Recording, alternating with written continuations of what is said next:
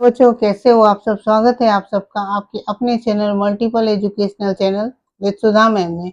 आज हम प्रतिशत का मैथ बनाएंगे। प्रतिशत का मतलब होता है 1/100। जैसे यहाँ 8% दिया हुआ है, 8% दिया हुआ है, तो 8/100। 400 का 8% निकालना है, तो हम क्या करेंगे, 400 का मतलब होता है गुना, तो गुना दे देंगे। और 8% दिया हुआ है, यहाँ पर 8% दिया हुआ है, मतलब 8/100।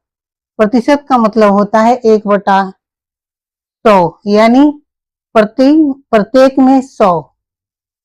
यहाँ 8/100 दिया हुआ है, तो इसे हम काट देंगे। यहाँ दो जीरो से इन दो जीरो को काट देंगे, और यहाँ ऊपर 8 है और यहाँ 4 है, तो इसे हम गुणा कर देंगे।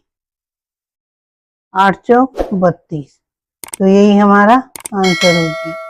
तो 400 का 8% कितना आया, 32 आया। प्रतिशत का मतलब होता है 1/100।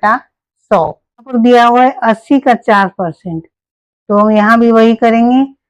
80 का मतलब गुणा हुआ, और 4% का मतलब क्या हुआ,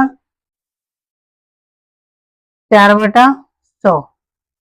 यानी प्रतिशत क्या होता है, 1/100 होता है। तो हम यहाँ पर 1/100 नहीं लिख के हम 4/100 कर देते हैं। तो इस जीरो से इस जीरो को काट देंगे। अब यहाँ 2 से कट जाएगा, 2 चौक 4 दूना 8 और 2 पंजे 10, कट गया। अब यहाँ ऊपर ऊपर गुना कर देंगे, 4 चौक 16/5, तो यही हमारा आंसर हो गया। इसे हम काट सकते हैं, और काटेगा तो नहीं, लेकिन इसे हम भाग दे करके पॉइंट में ला सकते हैं। फिलहाल इतना ही आंसर हम समझ लेते हैं। यहाँ नीचे नंबर क्या दिया हुआ है, 240 का मतलब गुणा का 25%, सॉरी 25%, यहाँ हुआ 25%। तो अब इसे हम काट देंगे। 25 चौके 100 कट गया। अब इस 4 से इसे हम काट देंगे, 24 कट गया, यानी 60 बार में कट गया। तो यही हमारा आंसर हो गया। हमने क्या किया, 240 गुणे 25/100 कर दिया, इसलिए कि इसका प्रतिशत निकाल। 25% का मतलब क्या हुआ, 25/100, यानी प्रतिशत का मतलब होता है 1/100। तो यहाँ पर 25% दिया हुआ है, तो हम 1/100 लिखकर उसे गुणा करेंगे। इससे अच्छा है शॉर्टकट में मैंने 25/100 कर दिया। अब इसे हम काट दिए, 25 चौक 100 कट गया। इस 4 से हमने 240 को काट दिया, तो आंसर क्या आया, 60। यहाँ एक और देख लेते हैं। यहाँ देखिए, 150 का 20/100।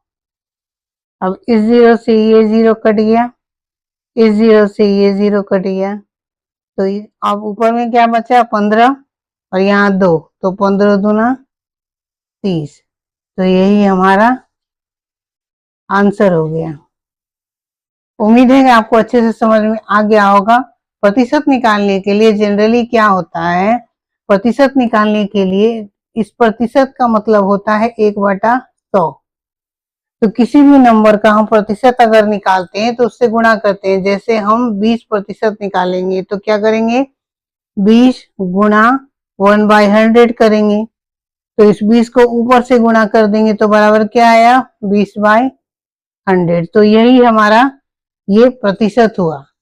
तो इसे हम इस तरह नहीं लिखकर इस तरह लिख दिए, इस तरह नहीं लिखकर इस तरह लिख दिए।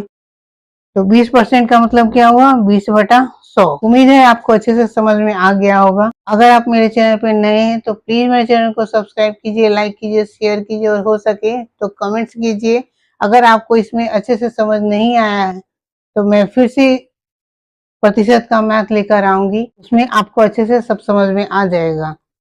तब तक धन्यवाद।